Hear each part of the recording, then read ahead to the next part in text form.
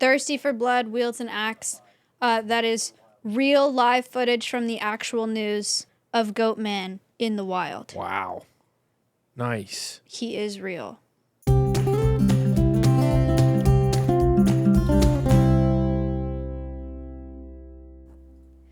Welcome to World's Wildest. Happy Halloween. Happy Halloween. Everybody. Caw. Connor is a bald eagle, and I'm a pink dinosaur. Audio listeners, you are missing out today. You are, 100%. Your costume, when you sit up, looks like a party hat. It does. I like yours better. The beak just goes straight up. This is the largest size it came in. It's a little small. That's so funny.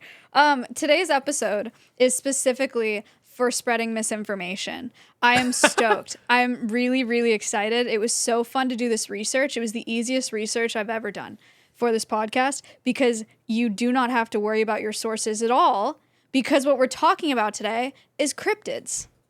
Before, when you suggested this episode, I had no clue what a cryptid was. Cryptid definition. See, I'm Googling live. I'm Googling while we're recording because who cares if it's correct. A cryptid is an animal that is claimed to exist but has never been proven to do so. What are some examples of a cryptid? We got Bigfoot. We got Yeti. We got Chupacabra. We got freaking Mothman. Okay. Goatman. We got giant squid. Oh. Loch Ness Monster. Yeah. Wait, I thought giant squids... Hold on. I messed up. It's one of my points. It'd be like, hey, what were some of the animals that were rumored to be true but actually turned out to be true?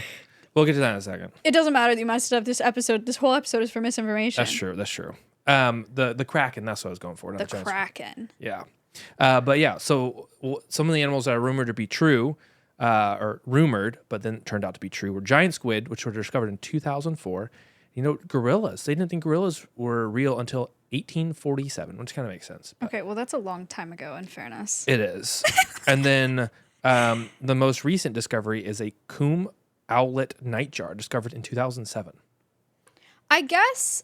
Okay, well, yes, new species are discovered all the time. But rumored, like myths. Like the giant squid's a myth. Gorilla was a myth.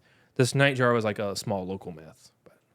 So your perspective is that all of these things are probably true? No, but maybe. The context for this episode is Connor and I wholeheartedly, with our entire educated souls, think that all of these things really exist. Sure. I truly believe in ghosts being real too. Like this is getting into like the more supernatural side of things. Happy Halloween. All of this has a little taste of it, but I've had too many real ghost experiences not to believe in that. Now, when it comes to cryptids, do I think that people misremember things when they're in shock and fear? Yeah. But I mean, when there's a tons and tons of reports, you know, something's got to be true. Maybe it's not the Yeti or a Bigfoot, but it's something close, maybe. I think leprechauns are real. Oh, okay. And I think they gnaw on trees in the forest, and that's why they fall down. Oh. Yeah. Nice. And they build dams with them. Okay. Great. I think so too. Yeah, they help protect our waterways. I love leprechauns. Shout out leprechauns. Nice. Okay, so we're gonna go through some cryptids today, some stories of some not yet proven to be true creatures. My first one, because like, how could this not be the first one that we talk about, is Sasquatch, aka Bigfoot, aka Yeti. We'll talk about all of those things and where they come from. This is the world's most famous cryptid. Like everybody knows Bigfoot. 100%. It is a hairy, allegedly, it is a hairy forest dwelling bipedal primate, from anywhere from 6 to 15 feet tall. 15. 2 to 4.5 meters tall. Okay. Who freaking knows? 2.4 or 5 meters tall. That's crazy. Yeah, they're really big. Yeah. Yeah. Sasquatch is... Wait, that's 3 of you. Yeah, hey. Wow. Sorry. Big primate. Yep. Wait, primate? Big ape. Okay. Who knows? This is the problem. Okay. Sasquatch is Canada's Bigfoot, and then Yeti is like in the Himalayas. Yep. And then Bigfoot is like in the US, I guess. Okay. So where Sasquatch, where Where did this come from, you may be asking? Why do The people truth. believe in Bigfoot? He's out there. It's because we she. have seen him with our own eyes. Yes. And we're like, that's Bigfoot. Yep. That's Bigfoot. I mean, That's all I got. Your turn. I mean, there's so much forest out there, and thankfully, wish there was more. But Slay. it's got to. Reforestation slay. I mean, there's so much remote areas. There's new species being discovered every year. There could be a Sasquatch. So here's where this came from, and I think this is hilarious. Okay. So the indigenous perspective is that Sasquatch is rooted in spirituality and symbolism. So before there was like Sasquatch, Bigfoot, where people were like, oh, it is like this extinct ape that came from Asia or whatever people think now, for real. It was a symbol sacred to the Stahelis people of the West Coast First Nations. They live in the Harrison River Valley in British Columbia. They've been there a long time, like over 10,000 years. Wow. And here's a photo. This photo is from 1938. So Stahelis community members thought that Bigfoot was, or it's part of their culture, is they said that they never said Bigfoot, first of all, but that he was a shapeshifter that protected land and people, so he could change from like tree to rock to another animal. Yeah. And Sasquatch is just the anglicized version of Saskets, which means hairy man in their upriver dialect. Okay. So it all came from like this symbol of indigenous people that was like a shape-shifting thing. So it's very interesting how it has shifted from that to being like, no, there's a real species like in the woods that we just haven't seen yet for some reason. Yeah. So then how did it get from these people into the minds of your average redneck American? What? And also Connor. Thank you. In 1929, J.W. Burns, a Canadian government agent, published an article titled BC's Hairy Giants. And the article was writing stories that he was told by Stahelis community members. Okay. And the article went viral. At least whatever the heck viral means in 1929. Okay. Sure. It popped off, okay? Printing press. And popped off so much that in 2016, a long time later, they did a public opinion poll in Canada. Guess what percent of Canadians believed that cryptids like Sasquatch are either definitely or probably real? 69%. 26%. We got to get that number up. That's a lot. We got to get that up. That is a really high number. It's got to be at least over 75 because it's real. And if you believe it's real, then it is real. If you believe you can fly, you can. Go try. If you try hard enough, yeah, you can fly for like 30 seconds maybe. We think you can try to do that on only a trampoline and no surfaces higher than 8 feet. You jump into water, you can fly for like 8 feet.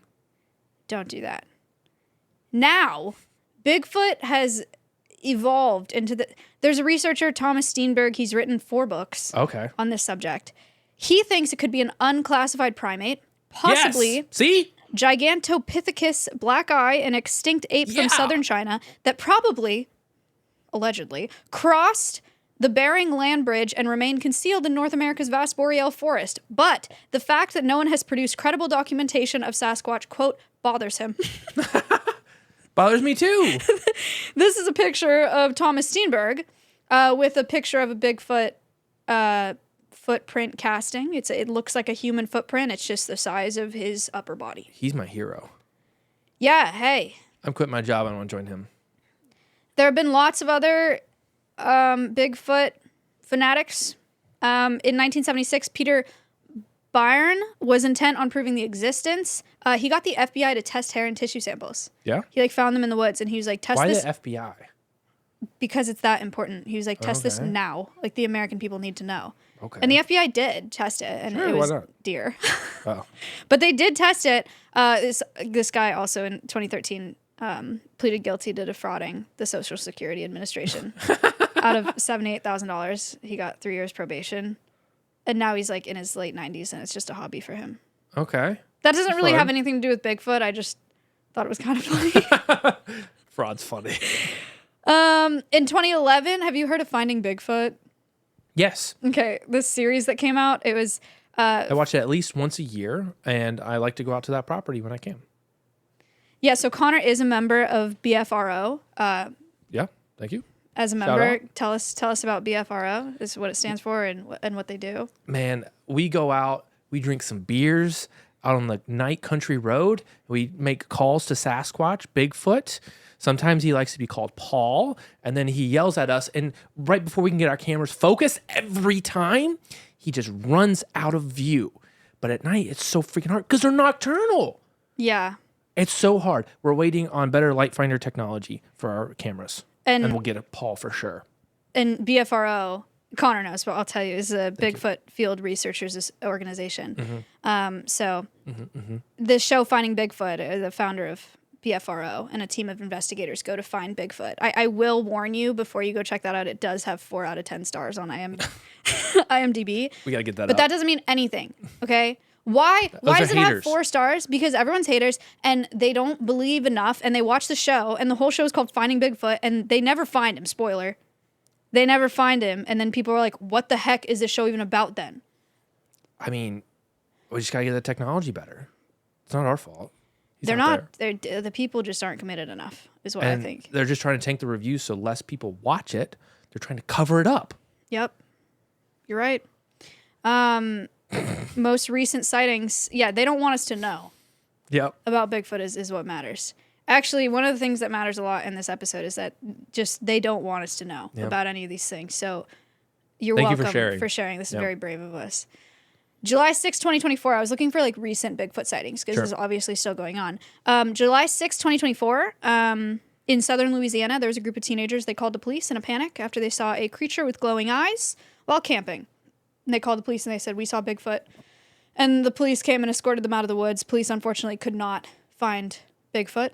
They weren't looking hard enough. But it was a group of teenagers camping alone in the woods, and they were definitely not on any substances because teenagers don't do anything like that. No. So I believe this account personally. It's credible. And then another account, October 11th, 2023. This one actually comes with pictures. Oh. This is big. Okay. There was a couple on a romantic trip in Colorado. Cute. And they claimed to have caught Bigfoot on camera in broad daylight. Not just claimed, they did. Check this out. Oh my God. Audio listeners, you are missing out. That's Bigfoot. We got high res 4K. It's some tall grass, yellow tall grass, and Bigfoot is in the center of the frame. That is Bigfoot. He's very camouflaged. Yeah, you can't even it's like you can't even tell that he's there. It's almost like he's not even there. Very very well camouflaged, and that's why they're so hard to see. Incredible adaptation. Yeah. You may be wondering in these hills in Colorado, popular hunting grounds. Sure. Hunters who wear camouflage, right? You might be like, that just looks like a man wearing camouflage. No. I thought it was grasses, honestly. Okay, really good camo. Yeah. Like really realistic camo. Sure. You might be thinking it's probably a hunter wearing good camo. No, the woman who took this picture said it didn't look like a hunter because a hunter would have had a weapon like a bow since it's bow season. She added, Smart. It didn't seem to be carrying anything. Yeah. Couldn't have set it on the ground. No. So it was not a hunter. I also have a video, if pictures aren't enough for you to believe. We have a video of Bigfoot taken in 1967 by Bob Gimlin and Roger Pattison. This was taken in Eureka, California. And this is the original footage. It's stabilized a little bit so we can get a better view of him. But this is like the iconic, classic Bigfoot clip. Oh, I can't wait. Hold on. Oh. There he is. A classic shot right there. Oh, that was a classic right frame. That was a classic frame. Oh, yeah. Man, if he just had an iPhone, do you know how much better that'd be? We would definitely have all the evidence we need. Imagine almost everybody had an iPhone in their pocket and people went into the woods sometimes for recreation. How sick would that be? And we would definitely get footage of Bigfoot now. I'm telling you, there's a cover up. Apple goes in, Google goes in and deletes those photos off of your phone before you can get them out to the public. They don't want us to know. Yeah, they don't want you to know. I do want to say the person that took this video, Bob Gimlin, this was not a fake video. It was real. Thank and you. he's not a freak. And he's not like obsessed with people knowing that Bigfoot exists, because then you would think maybe he faked the video because he wants people to know. He said, quote, when he was asked about this video and like why he took it and if it's just a hoax, he said, "I'm just Bob Gimlin." He said, "The guy that's trying to send the message out there that don't be shooting at them, don't be trying to kill them, and don't be running and screaming away from them." Respect. Yeah. He's just a good dude. Why do you have his camera out there? I should know this because I'm a member and this is our Lord and Savior, our hero, but I forgot. You're sounding a little bit like a skeptic right now. I don't know what you're talking about. He was filming because it was a really beautiful landscape, and Okay. Bigfoot happened to walk through his frame. Oh, happens all the time. We do have one more video to show you of one more sighting because I thought that it was notable. The caption is, "I have proof Bigfoot exists. Okay. Best quality video of Bigfoot 2022. Hashtag Bigfoot." All right, let's see I it. have proof Bigfoot exists. Oh, He took off when he saw me. what the? Maya just showed a video of a dog in the forest. It was a golden doodle, but they were holding it up and it kind of looked like Bigfoot, and I understand why that would be mistaken for Bigfoot. Nice. Considering the location, I would think the same thing. Yeah. Happens all the time. Thank you. That Nice. is all for everybody. Very nice Bigfoot.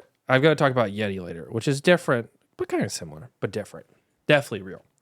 But first, I want to tell you about the story about Mothman. I have no idea what that is. I thought that was a superhero. Nope. Okay. Not that I'm aware Oh, of. I'm thinking Ant-Man. Yeah. Okay. By the way, moths are great pollinators for at night. And this man, however, not the best pollinator. So, story time. I wrote a script for this Oh, God. Okay. so I could Ooh, accurately cozy stories. portray this. It all began on a chilly November night in 1966 in Point Pleasant, West Virginia, a small town on the banks of the Ohio River. That night, two young couples, Roger and Linda, and Steve and Mary, were driving near an abandoned TNT factory, mostly from like World War II. It was like a munitions factory. They shut it down. They ended up dumping like a lot of waste there. And then there started being a lot of UFO activity, a lot of other stuff happening. So a lot of weird stuff happening in that town around 1966. Mothman loves UFOs. Actually, we'll get there. My mistake. So that area is known for being very quiet. They're having a great, nice little drive through there. But what they encountered was something that would haunt them for the rest of their lives. As they drove past the darkened factory, the headlights of their car caught something strange. It was standing in the middle of the road, tall, impossibly tall, maybe 7 feet, and with glowing red, piercing eyes. It was Zoil. But what sent chills down their spine wasn't the size or the eyes. No, it was the massive wings folded tightly behind its back. Roger slammed on the brakes. It stood there, watching them. Then, as if in slow motion, the thing unfolded its wings and took to the sky. Its wingspan, 10, maybe even 12 feet wide, made a heavy, leathery sound to lift it off of the ground. Did you get ChatGPT to write this? No? Okay, slay. No? Okay. That's mean. It's really good. Okay. Wow. I was very caffeinated at 1 a.m. Oh, wow. So the creature didn't just fly away. No, it followed them. They sped down the winding, desolate road. They hit 50 miles per hour, but the creature was still chasing them. The creature was there, hovering just above the car. They sped up even more, 70, 80 miles per hour. It was still chasing them. At 90 miles per hour, they finally got a 50-foot lead on it. So there's his max speed, like 89 miles per hour. Good science. Yep. So they started to get closer to the city lights, and the creature started to pull back further and further away. And so they were finally free of this creature, but they were like, we need to go tell someone. We need to go right now. Went to the police station. We're like, No one's going to believe us. Yeah. They roll up into the police station. Police are like, oh, yeah, the Mothman. Yeah, we've got tons of reports on him. Crazy. Over 100 reports within that year of the Mothman. So the reports come in. The creature was perched on top of roofs, on top of abandoned buildings, flying through the night sky, in trees. A bunch of people, 100 reports in this time. 100 reports in a year. It's crazy. It's a lot. So it was said that sometimes it would lure dogs into the woods, making weird sounds, lure people that would never be found again. Granted, there was no reported missing people reported at that time. But the Mothman was the name that they gave him because of the wings. Could we please bring up a picture? So please describe what you see here. Audio listeners, we're looking at a naked man with eyes, really big eyes that are glowing, and wings that are much more like bat wings than moth wings. Yeah. They described it as leathery sounding, so. Ew, I don't like that. Oh. But sounds like a bat man. It So does. It's more of a. I think that's Batman. Yeah, could be. So the strange thing, wherever Mothman appeared, something bad always followed. Strange lights were seen in the skies over Point Pleasant. People spoke of men in black suits appearing in the town, asking questions, intimidating witnesses. And then on December 15th, 1967, over a year after the first Mothman sighting, tragedy struck. The Silver Bridge connecting Point Pleasant to Ohio collapsed during rush hour traffic. 46 people plunged in the icy waters below, never made it out. People died. Are blaming that on Mothman? So there was rumors swirling about this, and they started connecting it together. That's awful. And they were like, Oh we my saw God. this creature flying and perching on this bridge all the time. But they think he was too heavy. No, He he broke didn't. it? He didn't cause it. He was a warning sign. He's like, don't come on this bridge. It's going to collapse. There, in my research, very credible research, by the way, there were some German miners that this Mothman came down. He's been to Germany, apparently. Maybe there's a few of these. Maybe they're interdimensional creatures. Maybe it's a mutated. I'm sorry. I can't take your hand gestures seriously. I need to He put 'em has in. his hands tucked into like the eagle onesie. Okay. Sorry. Continue. So, Woo. what I'm leaning towards for the Mothman No, cute. I'll just close my eyes. is that all the toxic waste in the TNT munitions, World War II abandoned munitions factory, cause a mutated species to form. Whether that's a man, a moth, Right. a bat, there's Right. some other things that could be there. Right. But mutated animal. I have two theories. Okay. Theory number one, super secret government facility. That's another theory too. Oh, you're in the know. Super secret government facility where they're making super soldiers and one of them can fly and it went terribly wrong. And he escaped and that's why they're trying to find him. And that's why people in black suits show up to interrogate people because they're trying to find him before the public finds out that we could create such an object of mass destruction. Second theory, black vultures. Yeah, okay. Because it's Virginia. And Sure. black vultures are black and fly and have a pretty significant wingspan. That's true. But it could be Mothman. Because Mothman saved these miners in Germany. Because they were going down in the mine and all of a sudden he appeared. Oh flew my down. God. Minors. Yeah, like I really like coal thought you were miners. talking about young No, adults. No. Or not adults. I thought you were talking about minors, like with an under O. 18. Yeah. Miners. Coal I miners. was gonna say I wasn't gonna Minecraft. stop you, but I was like, why is he saying it like that? It's weird. So, okay. Coal miners. yeah, they were going down into the coal mine. Before they got to the entrance, Mothman appeared. They stood frozen in fear. Right. And then they just stood there for like 30 seconds. There's three of these miners. And all of a sudden, the Mothman screamed at them. They ran in the other direction. And like 5 minutes later, the whole mine collapsed and killed a few people. But they were saved. What would you do if you were driving the first part of the story where you were driving and in your headlights there was a man with wings like that standing in front of the road. Standing in the middle of the road. And it was a Mothman, like very clearly, clear as day. iPhone. Content brain. Try to take pictures. Content brain all the time. If I die, as long as that iPhone gets recovered, have it uploading to the cloud, it's fine. I start a stream. That's even better. As long as I got good signal. Because like I put that it in goes reverse. And I back up slowly. Beep, beep, beep. Until I can't see him in my headlights because he's so far away. And then I wait a couple minutes and I drive forward again. And hopefully he's gone. And if he's still there, I do the same thing over and over until he's gone. Nice. I know what? Actually, I floor it. Floor it? Go through them? Yep. Oh, that's going to hurt him. You don't want to do that. And then he's so mad. I thought he was killing people. Okay. Okay, hold on.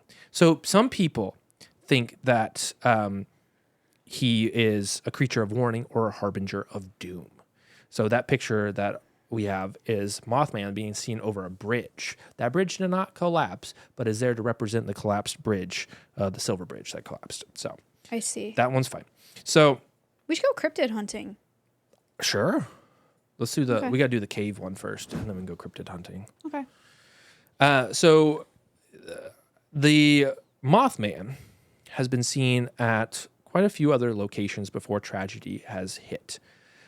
So Mothman was in Chernobyl for a while, known as the Blackbird of Chernobyl, flying around on buildings, terrorizing people, and then bam, Chernobyl happened. This is a picture. That was actually definitely his fault.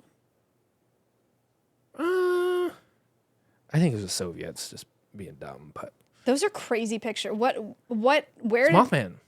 Chicago. Source. So hold it. Okay. Source, please. We're getting ahead of ourselves, but this picture here is Mothman in Chicago has been there for the past 12 years. Okay. Yeah. Seen all around. It's a silhouette of a man with wings. Yep.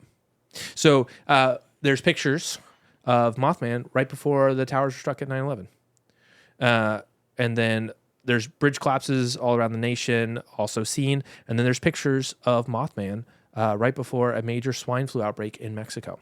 There's lots of others. There's a whole website, I forget the name of it, that has a whole map of the world that shows all the sightings of Mothman and all the evidence they have. Definitely real. Definitely real. So, yeah, what the non-believers think Mothman is a barn owl that is very big for its size. And they say when the barn owl's flying at night along the cars, usually using the headlights of the cars to help them catch, mice or whatever, or other owls will come down there for the bugs that come in the headlights. When cars and people are moving fast, they struggle really hard to understand size. There's been some studies where they just like really suck at knowing the proper size. And then they did a bunch of studies when people are in fear, or they feel like their life is in danger, or like they just don't know what's going on, like fear-based response. They only focus on one small detail, and they think they remember the rest, but they don't. Mm-hmm. They're just really bad at recounting and understanding that. And the last explanation is a sandhill crane, because they have that's a good one. Yeah. They've got the red head. I didn't realize those with were the in red Virginia. eyes. Yeah, that's a good one. So it's probably that. Oh, sorry. It's Mothman. It's, yeah. Harbinger of doom, or a warning sign. All right. Nice.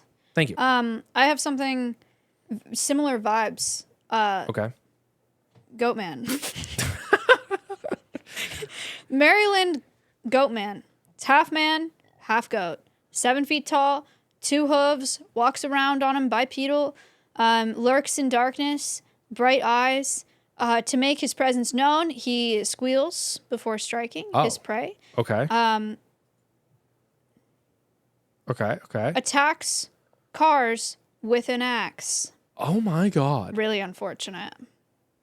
Really unfortunate. This one actually, there's audio of what his voice sounds like. They captured this real audio in the woods. Real footage. I live alone in these woods, watching, waiting, searching, looking to find a new human to fall prey to my axe. Perfect. Is he from Thank Georgia? You. Maryland? He sounds like he's from Georgia. Well, maybe he came from there. Yeah. Maybe he was raised Appalachian in Trail. Georgia. I'm not sure. Got all of it. So that's real audio. Definitely. Thank you. Recorded in the woods of Maryland. This is a drawing of what they suspect he looks like, which is half goat, half man. What's so funny? That's Mr. Tubbins from the Chronicles of Narnia. I don't know what that is. Well, I know what Narnia is. Isn't it Mr. Tubbins? Isn't that the name? Something like that. Is this literally a drawing from the book? Yeah, it really is. Good source.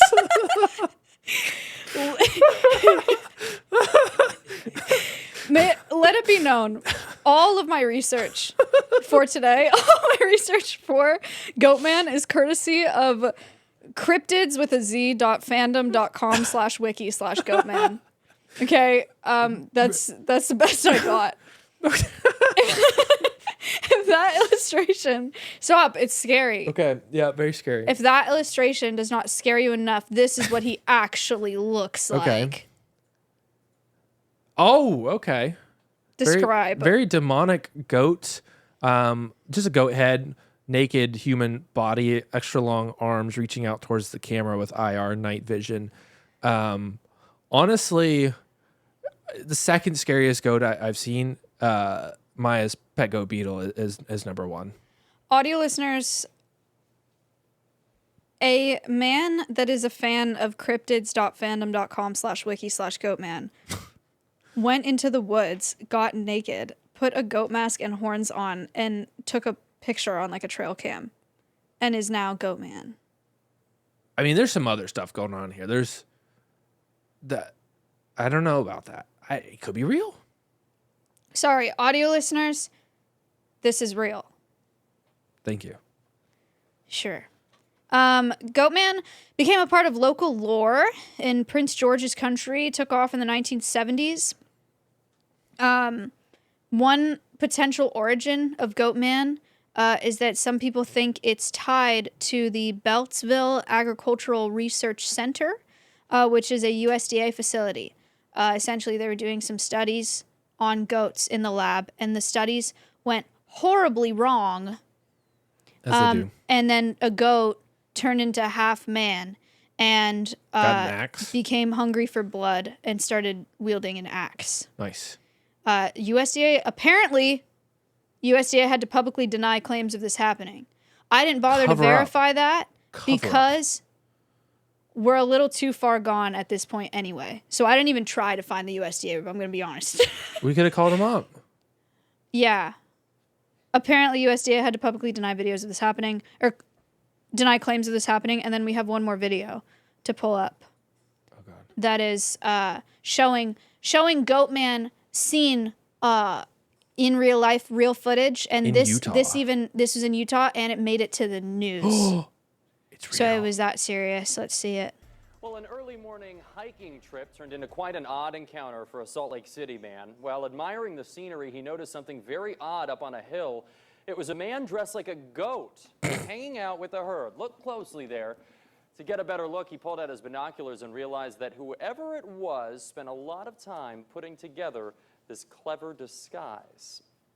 His goat costume was definitely homemade. Wasn't done very well. He had a full mask that was covering his face up, and he had fake horns coming off the top of the head. And he actually had to pull the mask up over his head occasionally to be able to see his way as he's making his way over rocks and down bushes. That is dedication to get close to those goats, right? Just as Cody was pretending to be a pictures, goat. the man spotted him and then began sulking Sorry, on goat. the hill. It's Goatman. Wildlife officials Thirsty for say blood. they have seen this kind of thing Thirsty before, for but blood, haven't been able wields to an axe. identify this That particular is wild- real live footage from the actual news of Goatman in the wild. Wow. Nice. He is real.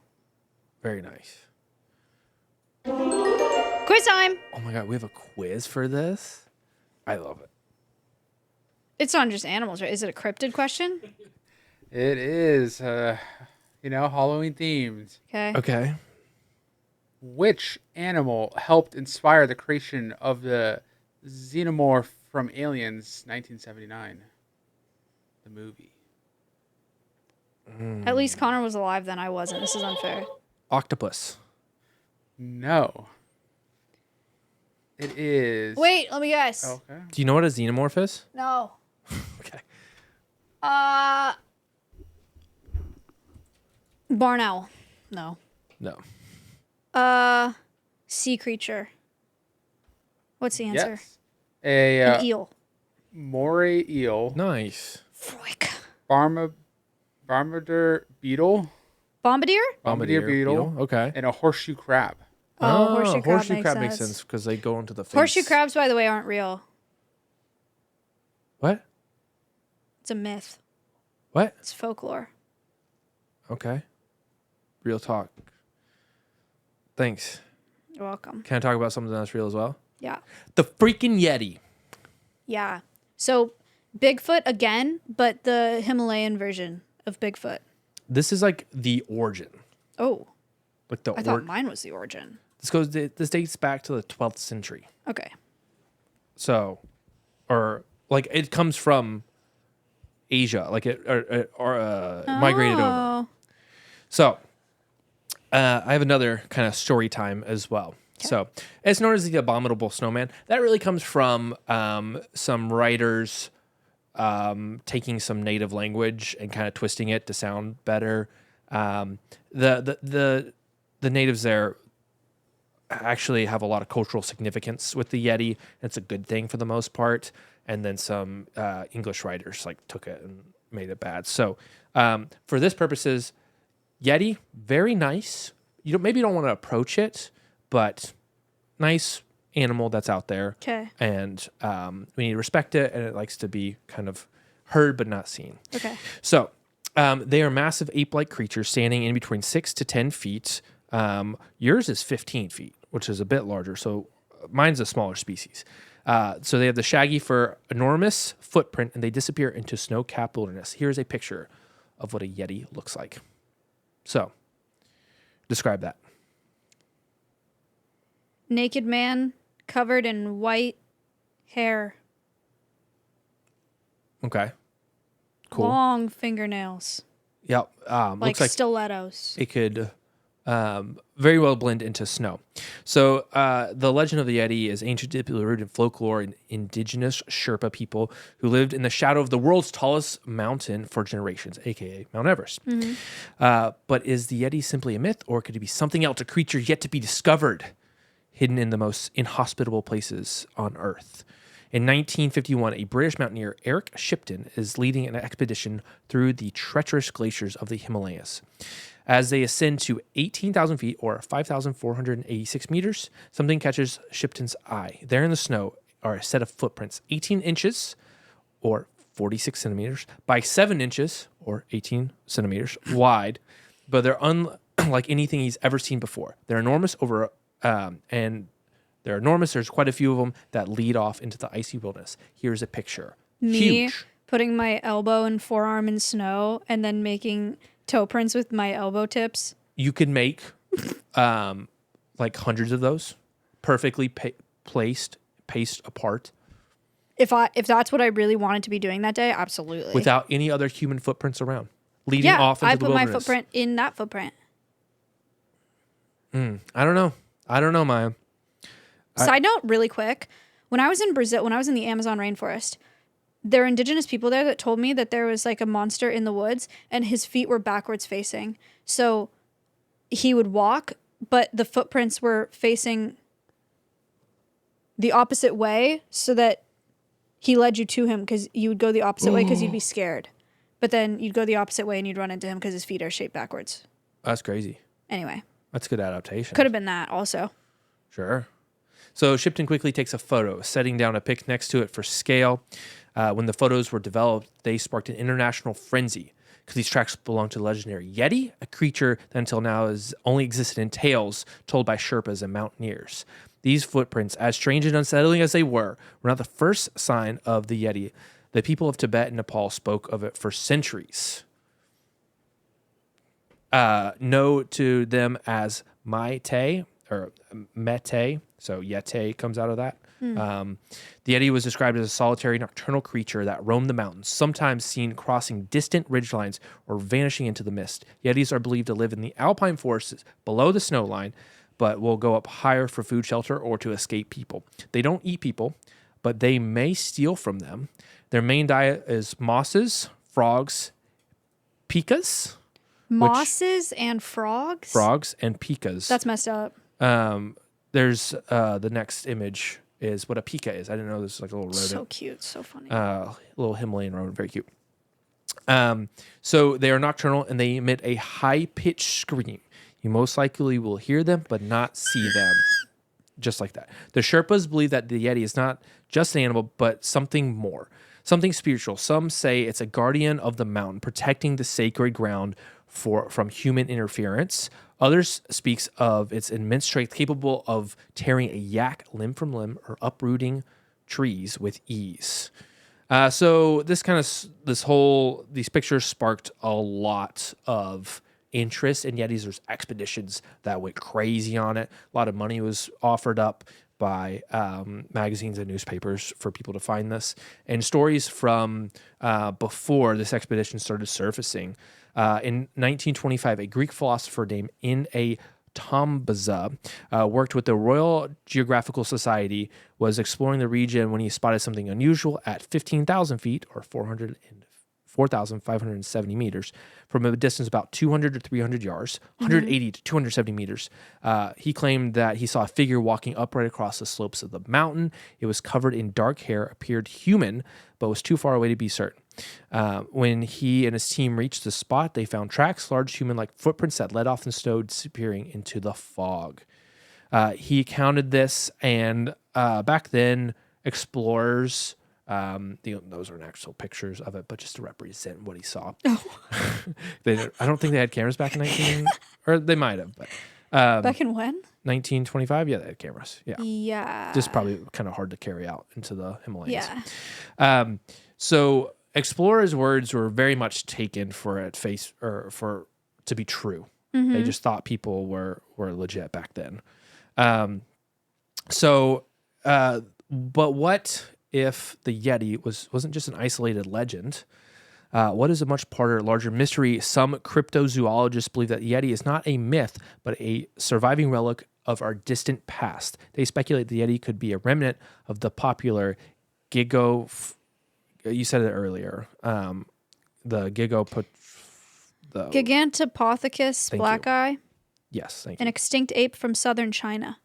So this is a picture of what they think it looks like. So it's an enormous ape that rose around the forest, Asia, thousands of years ago. And before we dismiss the Yeti outright, there is some evidence. Okay. In 2017, a team of researchers set out to finally put to rest the legend. They analyzed DNA from lots of Yeti samples, hair, bone, and even feces. The results were surprising. Most of these samples belonged to known animals, such as bears, but one sample didn't quite match a species known to man. So they're still... Maybe it was a bad sample, and it was inconclusive for that reason. It was DNA matching, and then recently... Okay, that evidence did get dismissed. So recently, it was discovered to be... they found fossil and DNA evidence of a extinct polar bear that lived out there. Ooh. And they got this hair from like a log, like part of a log. Whoa. That had been up in the Himalayas. So really, really cool. Very old hair. Yeah, that's awesome. That's just sitting there on a log, and it's so cold it never got disturbed. That's so cool. That is very cool. So the Yeti, so what people think that real scientists think that the Yeti that people are seeing are actually the Himalayan brown bears. Mm. So here's a picture of the Himalayan brown bears. So they're really, really good about standing up. These bears actually descended off of a different branch of bears. So they're kind of like in their own category evolutionarily, and makes them significantly better at walking on 2 feet. If this was standing up and it was far away, for sure. Yeah. Yeah. Yeah. And they're just really good at walking.